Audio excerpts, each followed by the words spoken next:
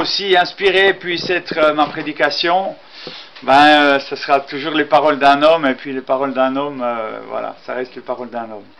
Mais on aimerait vraiment aller plus loin. Ce que j'aimerais ce matin, je vais vous faire une chanson avant cela, avant de chanter, une chanson qui s'appelle « Baptise-moi ».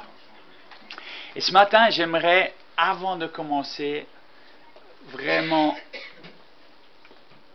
enlever, dénoncer, nettoyer dans nos pensées tout ce qui n'est pas du Seigneur. Parce que nous connaissons la parole de Dieu.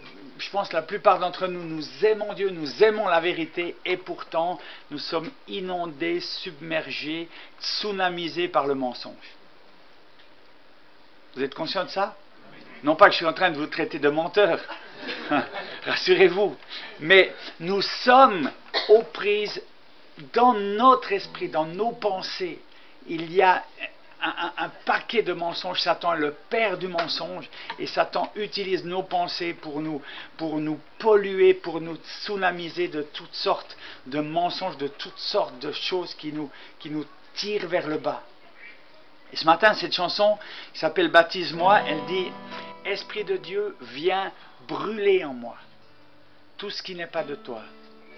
Viens brûler en moi tout ce qui n'est pas de toi. Viens révéler ce qui demeure caché. Viens révéler ce qui demeure caché. » Il y a on n'est pas conscient. On n'est pas conscient. Je parlais avec une sœur hier qui a été abusée étant enfant, complètement innocente de l'abus, de l'acte dégueulasse, criminel qu'elle a subi. Elle a porté la honte toute sa vie. La honte toute sa vie de cet acte dont elle n'était pas responsable. Un acte qui aurait valu à son auteur peut-être 10 ans de prison si ça avait été amené en justice. Et c'est l'innocent qui paye. Et pourquoi? Parce que la honte vient, l'accusation, la culpabilité, toutes ces pensées mensongères qui viennent du menteur, du père du mensonge, qui vient nous polluer afin de nous détruire et de nous laisser dans une dynamique de culpabilité, de difficulté, d'échec et de malédiction quelque part. Et ça, mes amis, il faut que la vérité aujourd'hui, comme tous les jours de notre vie, la vérité vienne chasser nos mensonges. La lumière de Christ vienne dissiper nos ténèbres. Et que, moi j'aime bien ce verset qui dit que Dieu te donne un diadème au lieu de la cendre, une huile de joie au lieu du deuil, un vêtement de louange au lieu d'un esprit abattu. Et parmi nous, beaucoup sont plus dans la cendre que dans le diadème. Beaucoup sont plus dans l'esprit abattu que dans le vêtement de louange. Et beaucoup sont plus dans le deuil que dans l'huile de joie.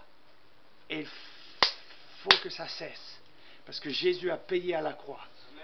A payé à la croix non seulement pour notre salut éternel, mais pour que nous puissions retrouver notre héritage d'enfants de Dieu, fils et filles du Dieu vivant, héritier de Dieu, co-héritier avec Christ. Je ne suis pas en train de prêcher l'évangile de l'abondance, de la prospérité, ou parce que tu es chrétien, tu n'as pas le droit d'être malade, pas le droit d'être pauvre, pas le droit d'être moche. C'est déjà râpé pour moi.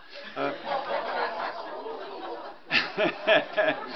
suis pas en train de prêcher ça. Mais il y a une réalité. Il y a une réalité que nous devons redécouvrir, notre dignité d'enfant de Dieu. Et la personne qui me disait hier soir, j'ai vécu dans la honte des décennies, je l'ai regardé dans les yeux et je lui ai dit, Dieu te dit, et je te dis de sa part, tu es digne, tu es digne, tu es digne, tu es digne. Et la dignité de Dieu pour toi dans ta vie vient chasser la honte. Amen.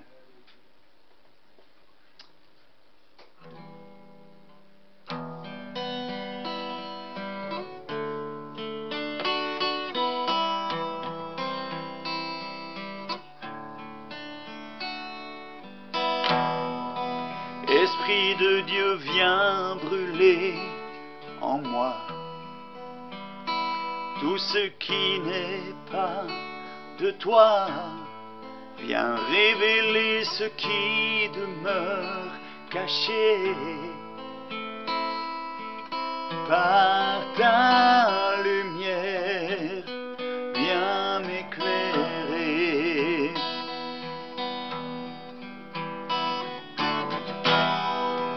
Esprit de Dieu, viens brûler en moi tout ce qui n'est pas de toi. Viens révéler ce qui demeure caché par ta lumière, viens m'éclairer. Baptise-moi d'une pluie de feu, baptise-moi d'une pluie de feu, ô Saint, Saint-Esprit, Esprit de Dieu.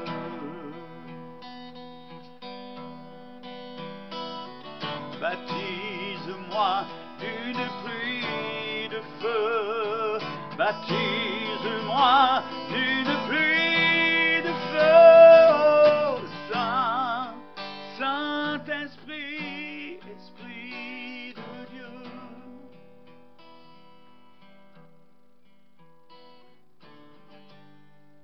Ta joie rayonne en moi quand je m'abandonne à toi. Non, je n'ai besoin de rien que toi. Viens et remplis-moi. Ta joie rayonne en moi quand je m'abandonne à toi. Non, je n'ai besoin de rien que toi. Viens et remplis-moi. Ta joie rayonne en moi, oh, oh, quand je m'abandonne à toi. Non, je n'ai besoin de rien que toi. Viens et remplis-moi. Baptise-moi d'une pluie de feu. Baptise-moi d'une pluie de feu, oh Saint, Saint-Esprit, Esprit de Dieu. Baptise-moi d'une pluie de feu. Baptise-moi d'une pluie de feu, oh Saint, Saint-Esprit, Esprit de Dieu.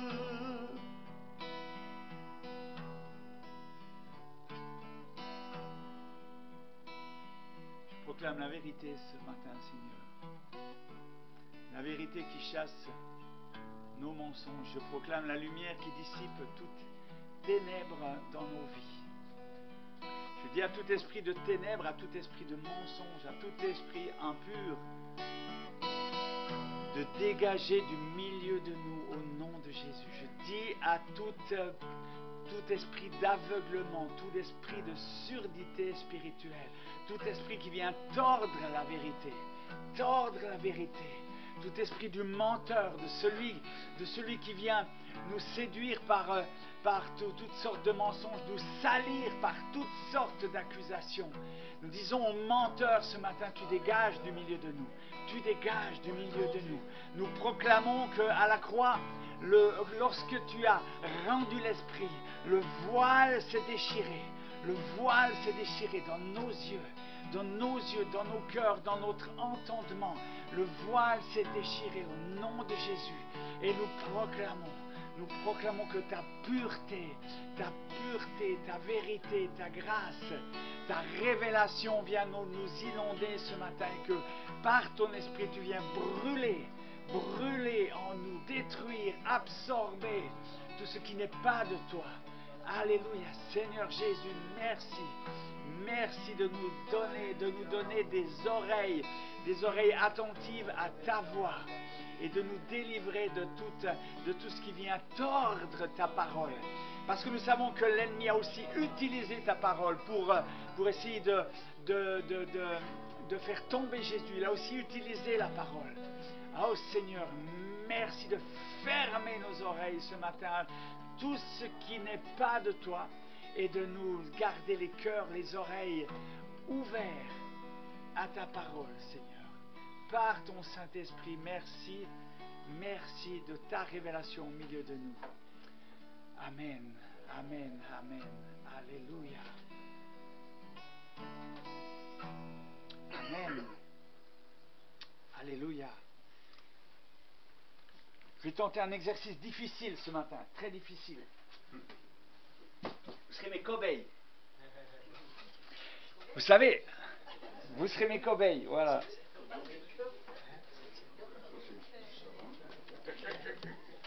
Vous savez pourquoi? Parce que, en tant qu'évangéliste, je prêche tous les dimanches dans une église différente. C'est pratique. Je peux prêcher tous les dimanches le même message. Et aujourd'hui, je vais prêcher un autre message. Non, c'est jamais vraiment le même message, mais c'est dans le même thème. J'aimerais vous inviter à ouvrir la parole de Dieu dans l'évangile de Jean, au chapitre 8. Une histoire que nous connaissons tous et qui m'a vraiment impacté en pensant à ce temps que nous avons vécu ici. Ça m'a vraiment impacté. Alors les scribes et les pharisiens amenèrent une femme surprise en adultère. Et la plaçant au milieu du peuple, ils dirent à Jésus: Maître, cette femme a été surprise en flagrant délit d'adultère. Moïse, dont la loi nous a ordonné de lapider de telles femmes. Toi donc, que dis-tu? Il disait cela pour l'éprouver, afin de pouvoir l'accuser. Mais Jésus, s'étant baissé, écrivait avec le doigt sur la terre.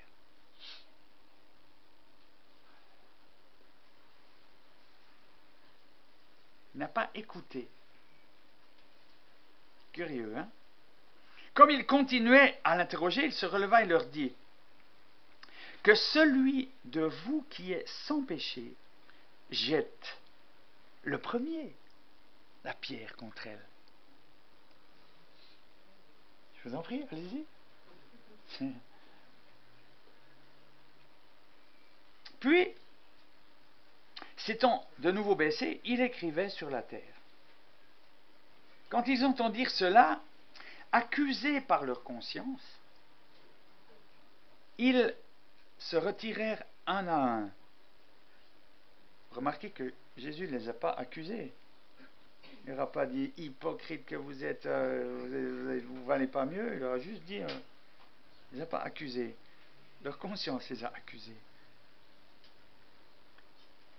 Ils se retirèrent un à un, depuis les plus âgés jusqu'au dernier. Et Jésus resta seul avec la femme, qui était là au milieu. Alors s'étant relevé, c'est extraordinaire ce texte, s'étant relevé, ne voyant plus que la femme, Jésus lui dit: Femme,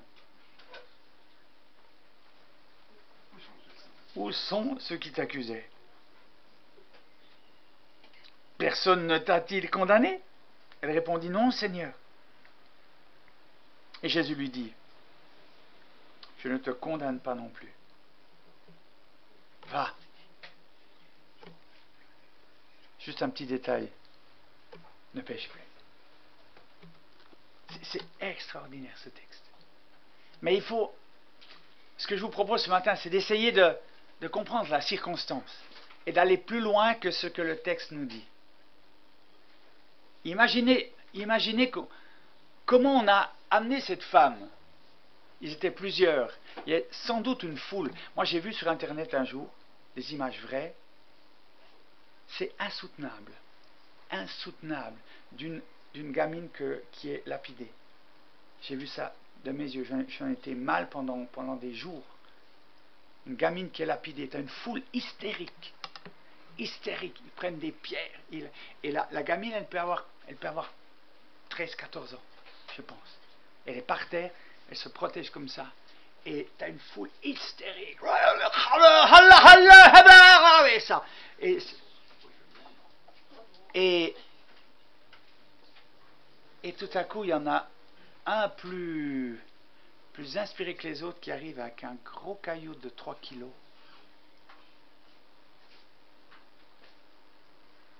Et qui écrase la tête de la gamine.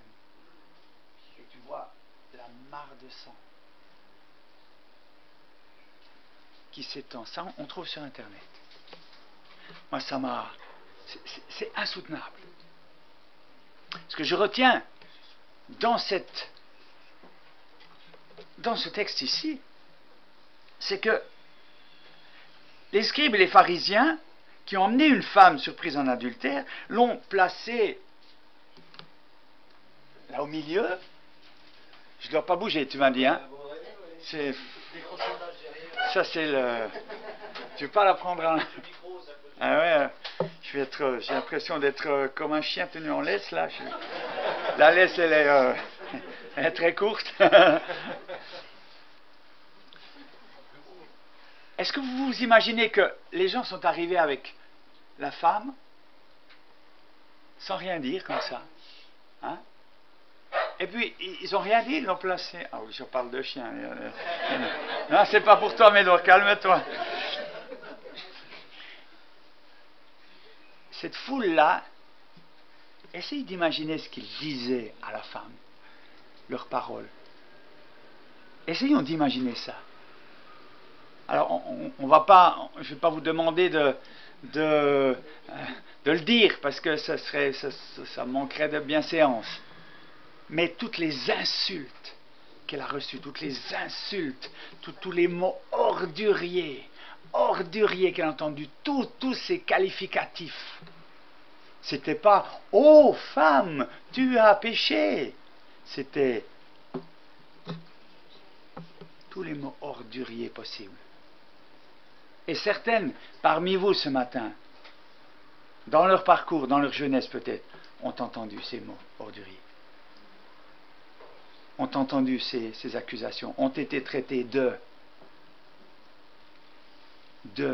et de. Et peut-être que dans des temps de louange comme ça, peut-être que certaines, ces mots reviennent. Alors tu dis, Alléluia Seigneur, Seigneur, je ne sais plus ce qu'on a chanté, et dans tes pensées, tu es ramené 40, 50, 60 ans en arrière, et les pensées reviennent. Je le sais. S'il n'y en avait pas une ce matin, on serait sur une autre planète. Parce que vous avez tout un vécu. Et beaucoup ont été abusés, beaucoup ont été salis, beaucoup ont été piétinés, trompés, utilisés, manipulés, détruites. La question ici qui est très intéressante, la femme, elle est condamnée, accusée, salie, méprisée, et ces paroles ont pour but ultime la condamnation et la mise à mort.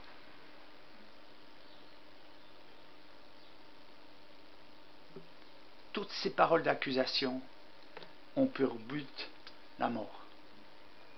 Et c'est intéressant parce que Jésus les a entendus certainement aussi. Jésus les a entendus. Et quand ils sont arrivés près de lui, ils sont peut-être un petit peu calmés, ils ont retrouvé leur allure de pharisiens. Maître, la loi de Moïse dit que de telles femmes méritent, et toi, que dis-tu? Eh bien moi je dis rien. J'écris par terre, je dis rien.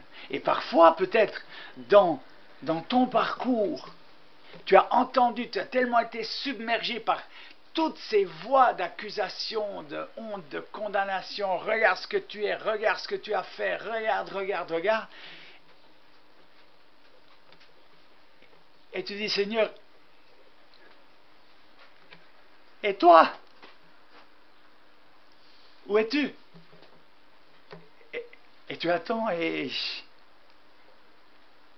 tu te dis, mais il fait quoi le Seigneur? Ben, il est écrit par terre, il attend. Des fois, on se dit, t'es pas vraiment très pressé, Jésus. Tu pouvais un peu, mais il attend. Et finalement, il se relève.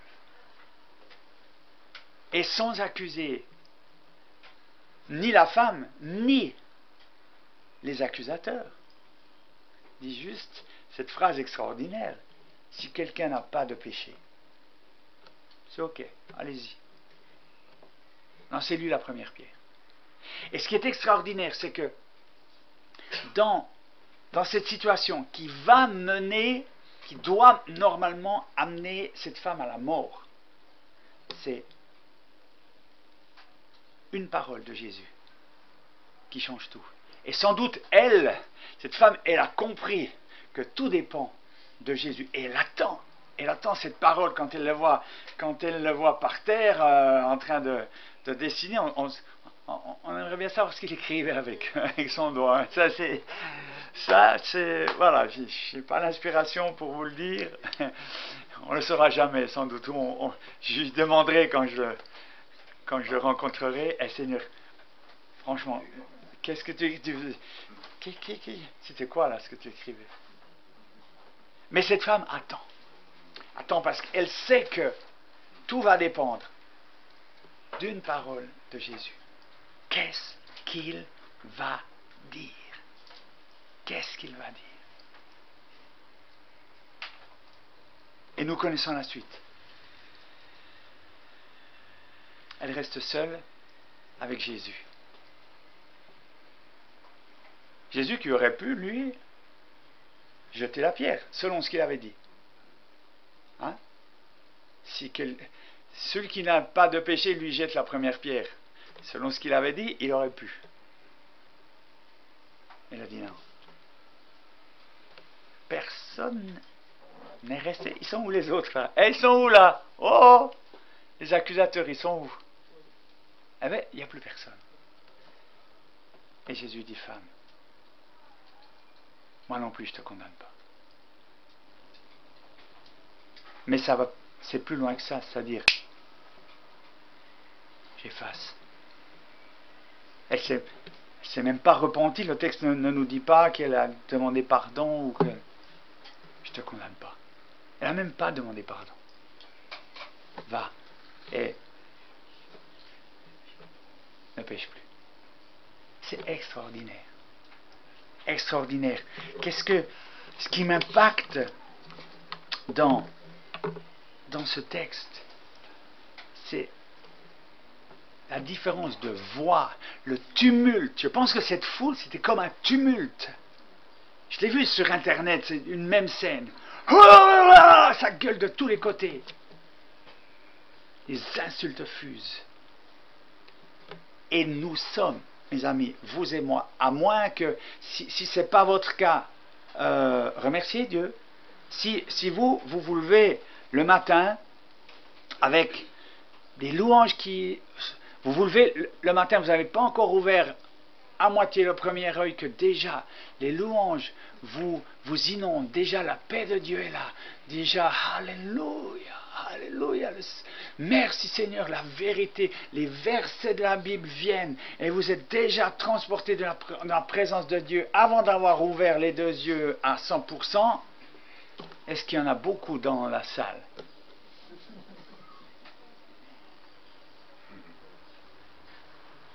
Ça me rassure, vous êtes comme moi. Ouais, le matin, quand je me réveille, j'ai appris, j'arrive pas tous les jours, parce que des jours j'oublie. J'essaie ces temps. Je me dis, il faut que je commence la journée du bon pied.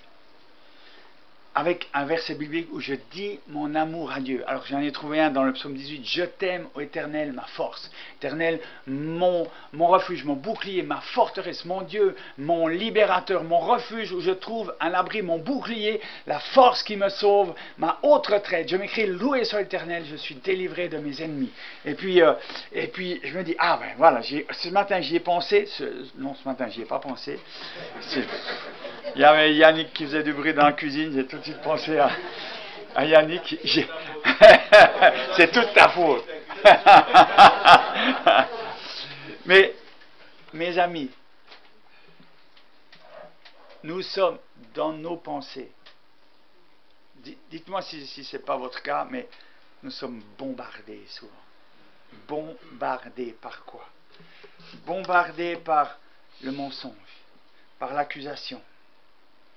Parfois, suivant ce qu'on a vécu, par la haine, ou en tout cas par la colère, par peut-être le découragement, les soucis, les inquiétudes, l'envie. L'envie est la carie des os, dit la parole, l'envie. Moi, j'étais délivré de l'envie quand avant, j'étais un envieux, mais maladif.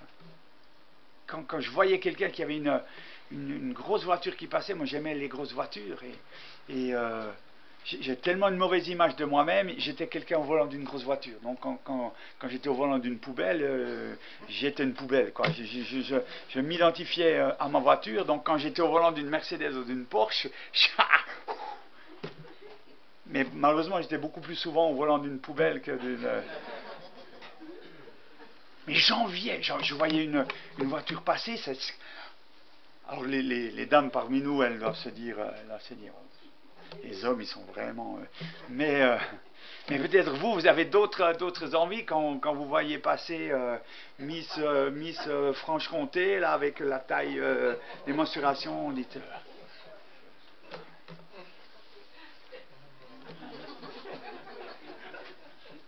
Il y a d'autres formes d'envie, n'est-ce pas? La convoitise, la jalousie parfois, pour certains. L'accusation.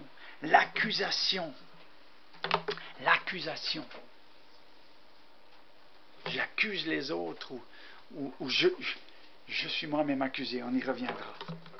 La mauvaise estime de soi, et sans parler des addictions, la fumée, l'alcool, les excès de table, la nourriture, sans parler de ce qui tourne dans la tête, avec les soucis, les inquiétudes. Ça vous parle, ça? On est de la même race, vous et moi?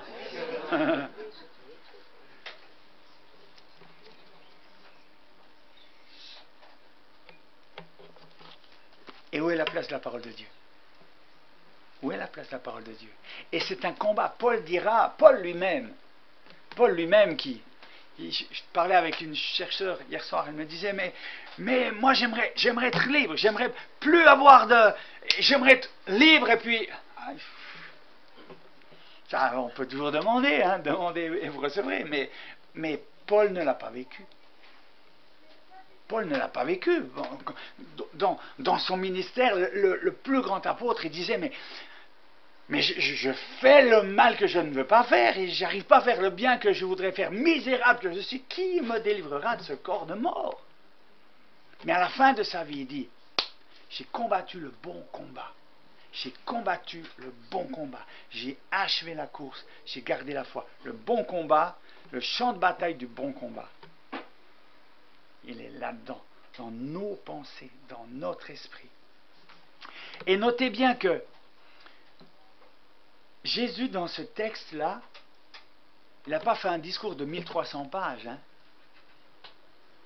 à la femme adultère. Il a dit une parole. Et je voulais encore lire le chapitre de l'histoire du centenier dans Matthieu 8, 5. On ne va pas le lire, mais c'est intéressant parce que ce centenier romain c'est son fils ou son serviteur? Son serviteur qui est malade et qui va au devant de Jésus pour lui dire, Jésus, mon serviteur est malade et tout ça. Mais ne viens pas chez moi, je ne suis pas digne que tu viennes chez moi, mais dis seulement une parole. Une parole. Dis seulement une parole et mon serviteur sera guéri. Et Jésus, quand il le voit, il dit, waouh, chapeau bas, monsieur. Ça, j'ai pas vu dans le peuple d'Israël. Pourquoi est-ce qu'il... Qu'est-ce que ce centenier a compris? Il a compris le principe d'autorité. Parce que lui, il le vit. Il est, en tant que centenier, il est soumis à un milenier. Je ne sais pas si ça s'appelle comme ça. Mais il est soumis à des généraux, des colonels. Et il est lui-même l'autorité de ses subordonnés. Et quand il donne un ordre, ça s'exécute. Et il a compris ce principe-là. Et c'est pour ça qu'il dit à Jésus, dis seulement une parole. Et Jésus dira cette parole. Une parole.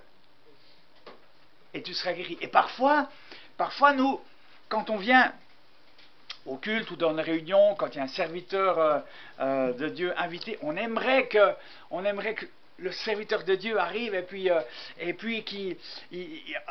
on espère qu'il a une onction, peut-être est-ce qu'il y a encore un peu d'onction pour moi, Seigneur, et on aimerait que clac.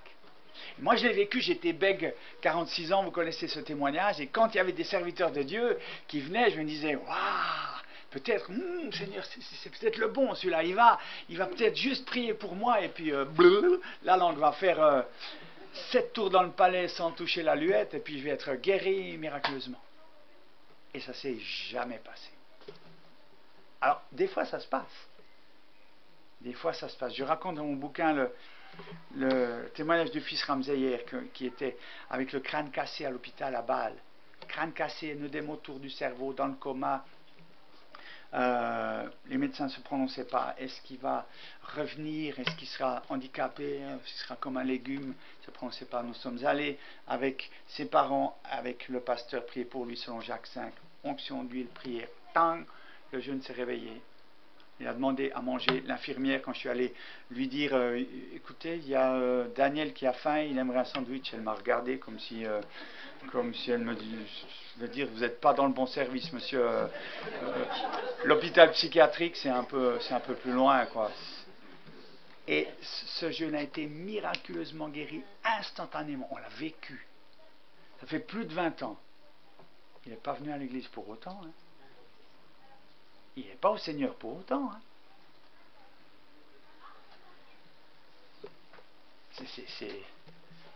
C'est fou, on se dit, un miracle comme ça, c'est pour une fois que tu vois, nous on cherche un miracle, mais Seigneur, tu es le Dieu des miracles, et tout ça, on se dit, waouh, quand il y a une fois un miracle qui s'accomplit comme ça va être le réveil, ben non, ça n'a même pas été le réveil pour sa vie. Hein. Ça a été le réveil pour lui, c'est réveillé de son coma, mais pas plus loin. Alors comment ça se passe? Ce que je comprends aujourd'hui, c'est de pouvoir, par rapport à ces flots de pensées qui arrivent, qui nous submergent, qui nous tsunamisent, c'est qu'est-ce que tu dis, Jésus? Qu'est-ce que toi tu dis? Et de pouvoir proclamer ce que Jésus dit.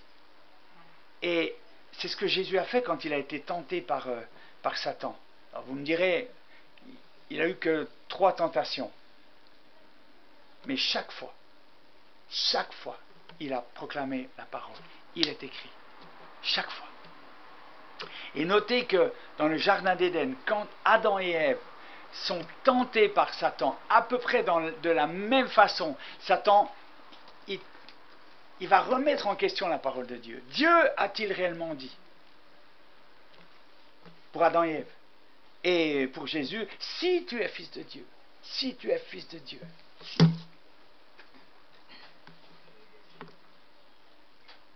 Adam et Ève, qu'est-ce qu'ils ont fait? Ils ont écouté, ils ont considéré ce qu'ils entendaient. Oui, c'est vrai que finalement, ces fruits sont intéressants. Peut-être qu'ils ont écouté, ils ont discuté. Ils ont reçu ces paroles. Jésus ne les a pas reçues. Hein. Il les a arrêtées tout de suite.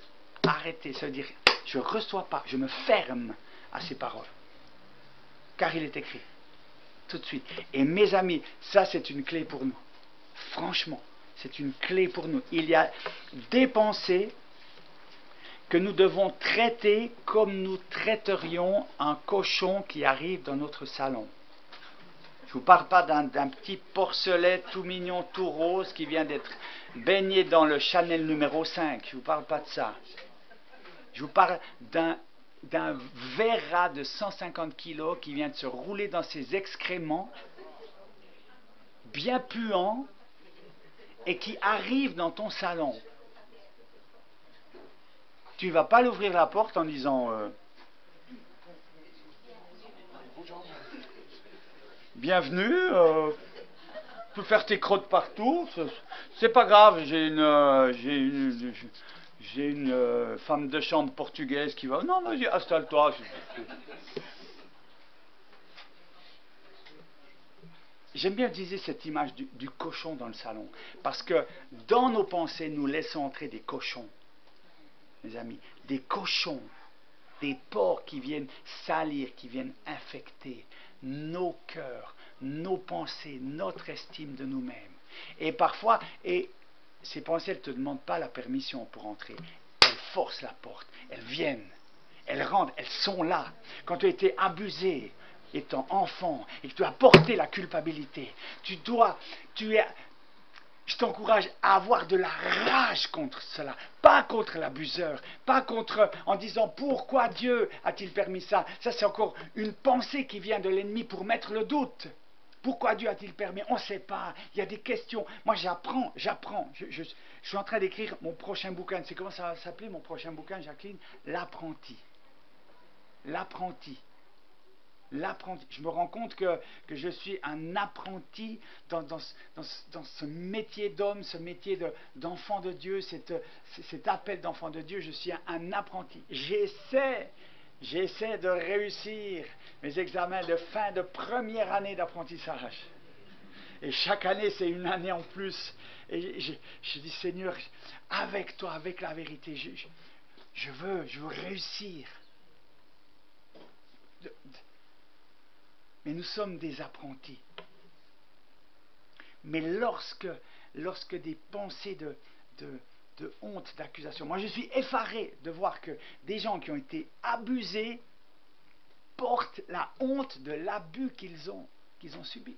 Je suis effaré de cela. J'étais dans une petite église il y a 3 semaines avec Jocelyne. Une femme arrive, 40 ans, 5 enfants, une femme de Dieu, de prière, d'intercession, une femme qui, voilà, elle a tout. Et elle est rongée. Pourquoi? Parce que 25 ans auparavant, elle avait 15 ans, quelqu'un a mis devant elle des images pornographiques. Elle avait 15 ans. Et elle s'est trouvée, il y avait des copains autour, et elle s'est trouvée toute malheureuse avec ça. Elle a essayé de bredouiller quelque chose. Oh, ben, je sais pas. Mais elle a vu ces images pendant 3 secondes. 25 ans après, aujourd'hui, ces images reviennent. Et elle a honte. Elle dit, elle pleurait. Elle disait, mais je me sens salie, je me sens impure. Je demande pardon à Dieu. J'ai demandé pardon. Pardonne-moi, Jésus. Je dis, tu demandes pardon, pourquoi? Mais parce que j'ai ces images dans les pensées. Et tu y es pour quelque chose? C'est toi qui allais aller rouvrir le tiroir? C'est toi qui as cherché? Ben non, ça c'est revenu. Et ben tu n'as pas à demander pardon. C'est quelqu'un qui a ouvert la porte au cochon. Et le cochon est arrivé chez toi, mais c'est quelqu'un qui a forcé la porte. Tu n'es pas responsable. Tu n'es pas responsable. Et elle était honteuse, accusée. J'ai vu une jeune fille de 20 ans qui a vécu quelque chose de similaire. Elle demande pardon, ça revient, demande pardon, ça revient. Elle dit, mais Dieu ne me pardonne pas. Je suis tellement sale. Je dis, non.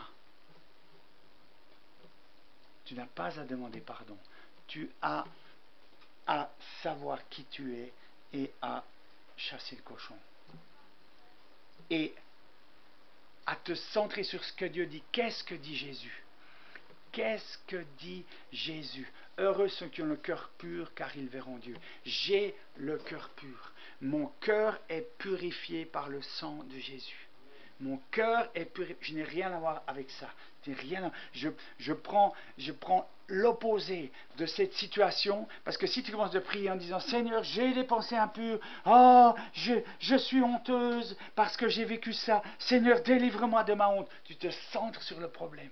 Tu te centres sur le problème. C'est comme si tu as le cochon qui est arrivé dans ton salon, tu dis Seigneur, regarde ce cochon, il fait des crottes partout, Seigneur, encore une là, mon Dieu, qu'est-ce que... Pendant ce temps, le cochon, il continue de tourner. À un moment, il faut savoir se lever et dire ça, je le refuse, ça, c'est pas de moi. C'est dans mes pensées, c'est pas de moi. Je veux pas. Ça, c'est quelque chose d'impur qui est rentré, je le veux pas. Je le dégage. Au nom de Jésus, je dégage au nom de Jésus. Et Seigneur, merci parce que tu me remplis. Et là, tu peux louer Dieu. Même si ces pensées sont encore là, commence de louer Dieu. Merci pour ce que tu fais. Merci parce que tu purifies mon cœur. Tu purifies mes pensées. Tu purifies mes pensées. Merci pour ton sang me purifie. Et là, tu peux dire, si, il y a ce verset de Jean 1,7 qui est tellement impactant. Ça, c'est la parole de Jésus pour toi ce matin, mon frère, ma soeur. Si nous marchons dans la lumière, si nous marchons, si je marche dans la lumière, comme il est lui-même dans la lumière, et que je suis en communion avec mes soeurs, mes frères, que j'ose dire, les gens restent dans leur honte. Vous savez pourquoi? Parce qu'ils ne disent pas. Parce que la honte, elle a cette particularité qu'elle te ferme la bouche. Elle te ferme la bouche. Comment tu veux? Moi, j'étais au début de ma conversion, quand j'allais au culte, j'étais assailli par des pensées impures. Je voyais le groupe de louanges en tenue d'Adam et Ève, et c'est mon Dieu, mon Dieu, mon Dieu, mon Dieu. Mais à qui tu veux dire ça? Je n'osais jamais aller demander à mon pasteur, quand le pasteur venait à la fin du culte, comment tu as vécu le culte? C'était bien, hein? Et moi, je dis, alléluia. Et mes pensées me disaient, hypocrite, menteur. Mais j'étais coincé. Tu veux dire ça à qui? Si nous marchons dans la lumière, quand tu sais qu'il t'arrive des trucs et tu veux pas ça, c'est impur, je le veux pas. Je ne l'ai pas cherché, je ne le veux pas. Je marche dans la lumière, je suis en communion, je partage avec un frère, une soeur. Je dis, écoute, j'ai un souci, je partage avec ma femme. Je suis en communion. Le sang de Jésus me purifie de tout péché. Et là, tu commences de proclamer. Et cette parole de Jésus devient comme la parole qu'il adresse à la femme adultère, comme la parole qu'il adresse au centelier. Une parole. Une parole. Le seul truc, c'est que dans les histoires que nous venons d'évoquer, le Seigneur, il est dit une fois. Parce que c'est lui, il est là, il est dit une fois. Paf! Ça se passe. Aujourd'hui, peut-être que ça marche en une fois, mais moi, je ne l'ai pas vécu. Pour moi, ça marche quand je médite cette parole, quand je la ressasse.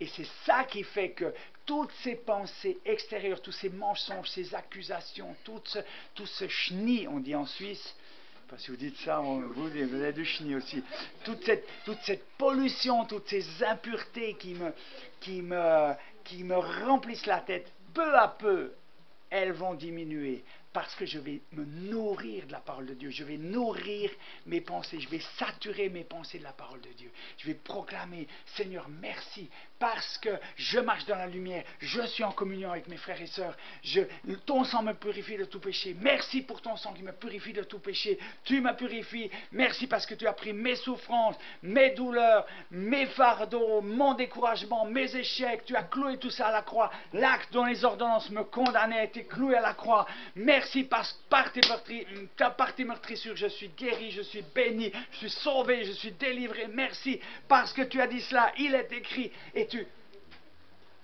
une parole suffit. Là, j'en ai plus. Avec le temps, je me suis entraîné, mais une parole suffit. Je marche dans la lumière. Je reste en communion avec le corps de Christ. Le sang de Jésus me purifie de tout péché. Le sang de Jésus me purifie de tout péché. Le sang de Jésus me purifie. Combien de fois il faudra le dire? Autant qu'il faudra. Autant qu'il faudra. Tu restes. À ce moment-là, le psaume 1, heureux celui qui trouve son plaisir dans la loi de l'Éternel, qui la médite jour et nuit, le psaume 1, se réalise peu à peu dans ta vie. Et peu à peu, tu vas vivre ce que tu prononces. Et Dieu, vous savez que Dieu fait la même chose? Qu'est-ce qu'il va nous raconter encore?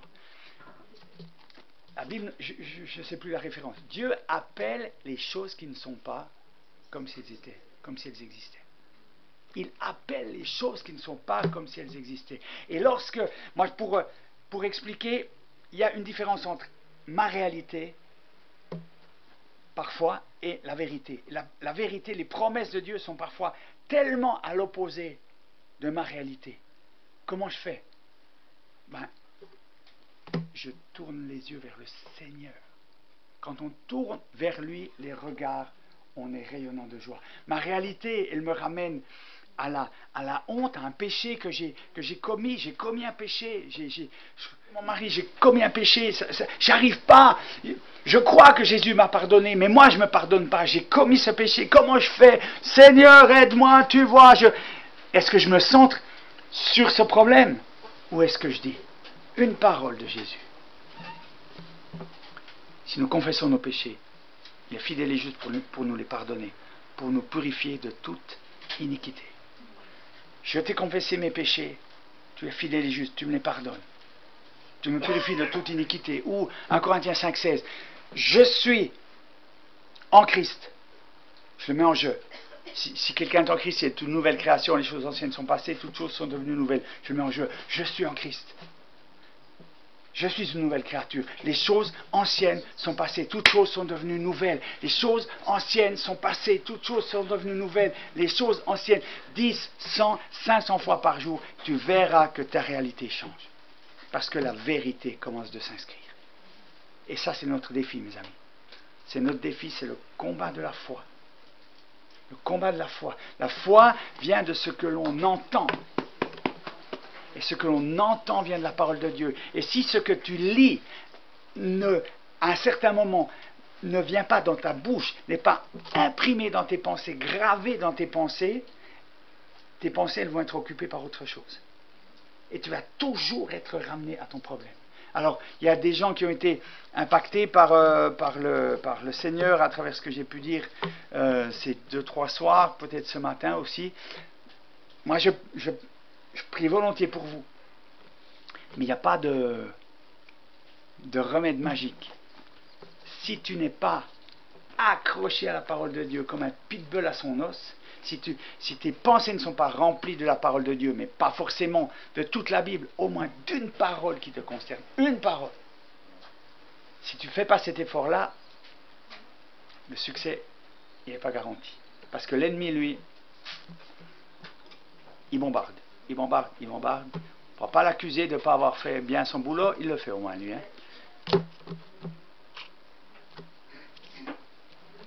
Et je terminerai juste par peut-être encore, je ne sais pas quelle heure il est. Ah, ça va, il est 11h30. Méfiez-vous d'une chose. Toute pensée qui contient, ou toute parole qui contient une portion d'accusation, vient de l'accusateur. Dieu n'accuse jamais. il faut que ça percute ça, parce que je sais que pour la plupart de nous, c'est pas franchement gagné. Dieu n'accuse pas. Dieu n'accuse, te condamne pas, il te convainc de... La conviction de péché et l'accusation, c'est très différent. La conviction de péché, elle vient de Dieu. Elle vient de Dieu. Quand tu es convaincu de péché, ben, c'est Dieu qui te donne cette conviction. Et qu'est-ce que tu fais? Tu es convaincu de péché, tu as péché, tu demandes pardon, et c'est effacé. La conviction de péché, c'est Jésus qui vient vers toi avec la main tendue comme ça. La main tendue. Et c'est à toi de saisir cette main. Tu la saisis en te repentant de ton péché, et puis en t'engageant à ne plus pécher. Et il te relève. C'est fini, c'est effacé. L'accusation, c'est un doigt pointé. Regarde ce que tu as fait, regarde ce que tu as fait, regarde ce que tu as fait. C'est un doigt pointé.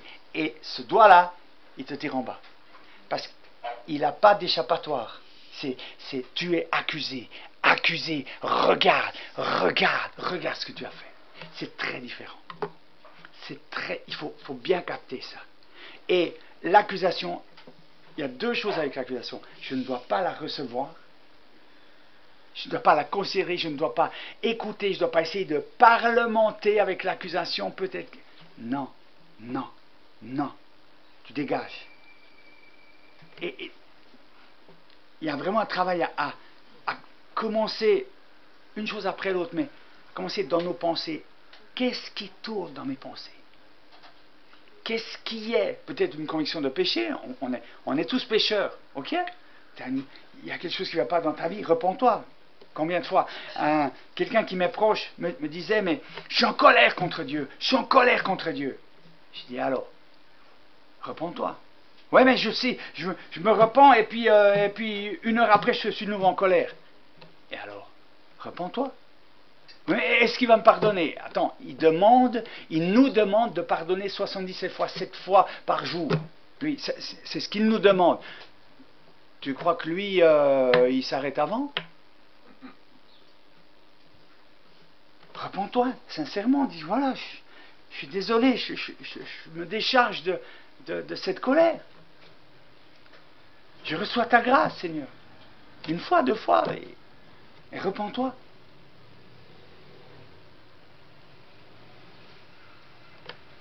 Mais l'accusation, elle peut venir de nos bouches aussi. Et ça c'est un travail que je suis en train de faire actuellement. Vous irez voir mon épouse, elle vous dira si je suis en progrès ou pas. Mais combien de fois dans la vie de tous les jours, on peut avoir des petites piques d'accusation. T'aurais quand même bien pu ranger le lave-vaisselle. Vous me direz, c'est pas mortel comme accusation, mais c'est déjà l'accusation. C'est déjà t'aurais quand même bien pu ranger le lave-vaisselle. Alors si vraiment c'est un problème pour moi, le lave-vaisselle, tu peux dire ça autrement. Je veux dire, ça m'aurait fait plaisir que tu ranges le lave-vaisselle. J'ai pas accusé. Mais tu n'as pas fait ça. Tu n'as pas rangé tes chaussures. C'est déjà une accusation.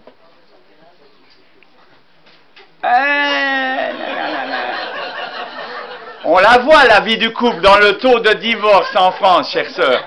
On la voit, la vie du couple. C'est très différent. Mes amis, mais c'est dans ma nature humaine qui a été crucifiée à la croix. C'est dans ma nature humaine. Et ça, mes amis, on en rigole, ça vous paraît peut-être insignifiant, peut-être certains disent, oh, là il va un peu trop loin. Mais ça commence par là. Ça commence par là. Et tu ouvres une petite porte. Mais quand tu réagis comme ça, tu obéis à l'accusateur. Et il faut commencer dans les petites choses aussi. C'est bien de commencer dans les petites choses. Pour pouvoir grandir. Les églises qui sont dans la croissance, on en connaît dans le monde, aux États-Unis, en Colombie, des églises qui ont commencé avec 8 personnes, qui sont 200 000 personnes maintenant. 200 000 personnes. Le pasteur, il dit, tu es chrétien? Aucune parole négative ne doit sortir de ta bouche. Aucune. Aucune. Je suis en train d'essayer.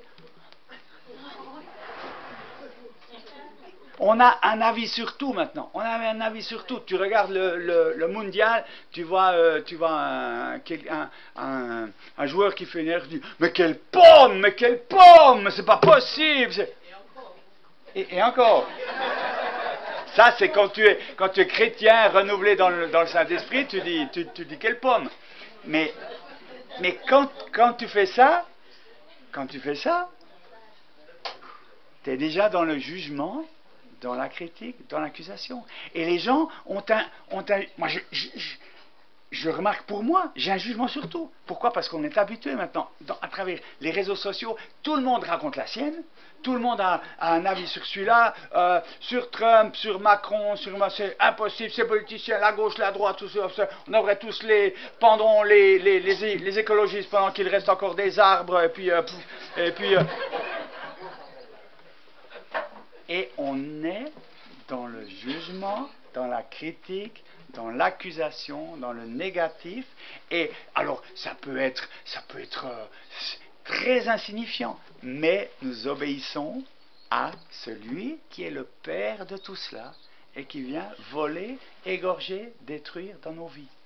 Et quand nous le faisons comme ça, pour un match de foot, pour un truc comme ça, nous le faisons facilement dans l'église. On va quand même, le pasteur, puis ça se dit chrétien, eh ben, voilà. Quand quelqu'un me dit, ça se dit chrétien, parce qu'on me l'a dit aussi, hein. Tu te dis chrétien, toi, et tu fais ça. Je ferme l'oreille. Non, c'est pas possible, ça. Les amis,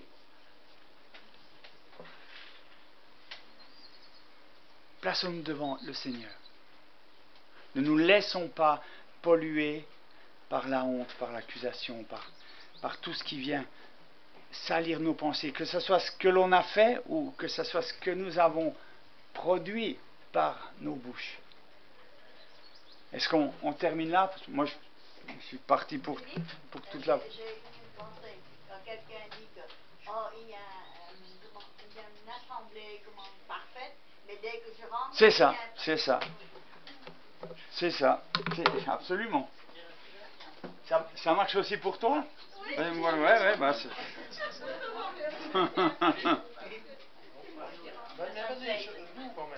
Oui. Oui, est-ce que avant de prendre la Sainte Seine, parce que la Sainte Seine, ça nous rappelle le sang de Jésus versé pour nous, qui nous purifie de tout péché. Et sans doute, peut-être la totalité, la robe de notre âme ce matin, en venant, elle n'est pas immaculée. On a peut-être été interpellé par simplement d'avoir reçu, d'avoir accueilli la honte. Alors, c'est pas un péché, on a été victime d'un mensonge, mais ça nous a salis. On a accueilli la honte, comme si c'était parole d'évangile, comme si elle venait de Dieu. On n'a pas à l'accueillir. Donc, je me laisse purifier par ça. Je me laisse purifier de la honte. Je me laisse purifier des accusations, des mots que j'ai entendus, comme cette femme adultère. Les mêmes mots grossiers, vulgaires qu'elle a entendus, et qui sont restés parce que je les ai entendus quand j'avais 15 ans, on m'a traité de. Je dégage ça ce matin. Je dégage ça. C'est pas un péché d'avoir ruminé ça. Mais mon être intérieur est sali. Et j'accueille, Seigneur, cette Sainte Seine. Ce matin, j'accueille ce vin comme le symbole de ton sang versé pour moi. Je vous dis juste celle-là. J'ai lu un livre sur le sang de Jésus récemment. Et j'étais très touché par la révélation que le frère a eue pour écrire ce livre. Et quand Jésus est mort, le soldat lui perce le côté, et je lis cela, on connaît ces textes, il en sort du sang et de l'eau. Et je lis cela et il en sort du sang et de l'eau. Du sang et de l'eau. Et je me dis, mais pourquoi de l'eau? Parce qu'il n'y avait plus de sang.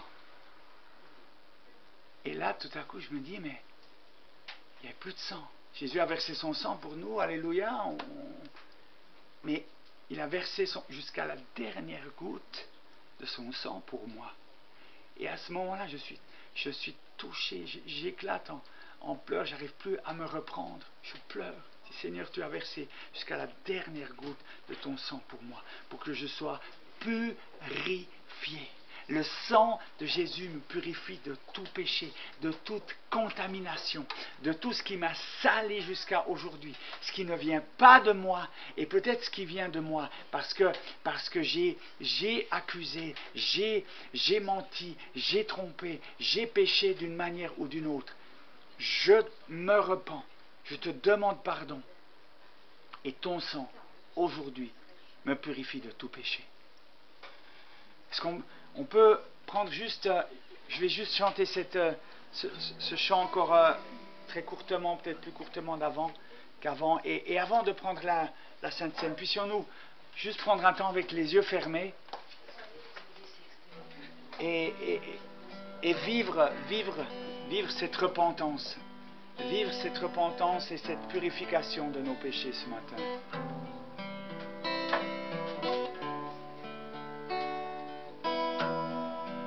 Esprit de Dieu, viens brûler en moi tout ce qui n'est pas de toi.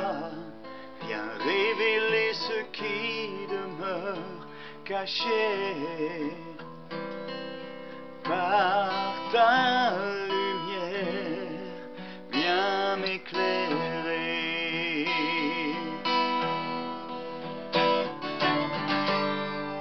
Ta joie rayonne en moi quand je m'abandonne à toi. Non, je n'ai besoin de rien que toi. Viens et remplis-moi.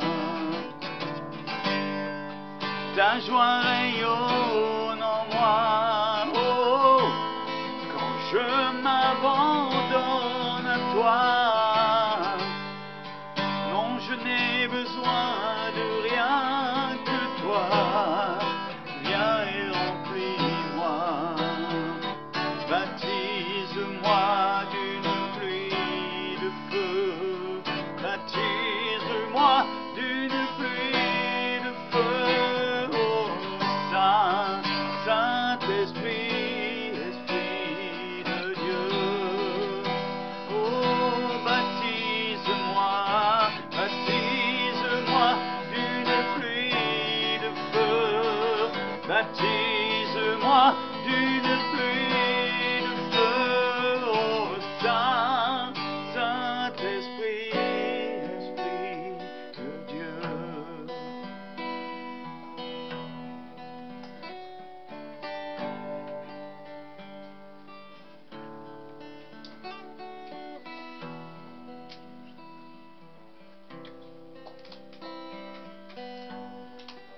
Baptise-moi, baptise-moi,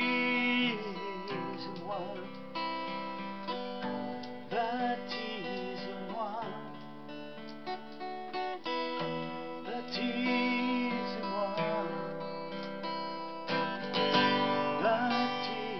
baptise-moi, baptise-moi. Oh, baptise-moi, baptise-moi.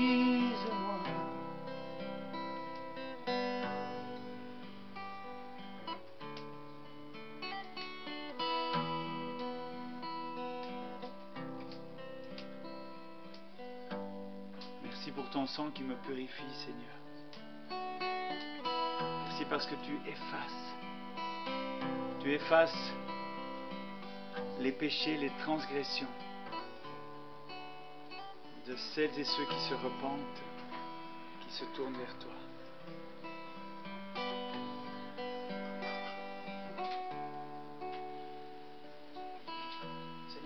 bénissons et nous te remercions pour ces instants. Ce privilège, Seigneur, que nous avons d'être dans ta présence. Ce privilège de savoir que le châtiment qui nous donne la paix est tombé sur toi. Amen. Seigneur. Amen. Et que par tes meurtrissures nous sommes guéris. Seigneur. Nous voulons vraiment le proclamer ce matin. Amen, nous sommes guéris. Que par tes meurtrissures nous sommes guéris. Amen.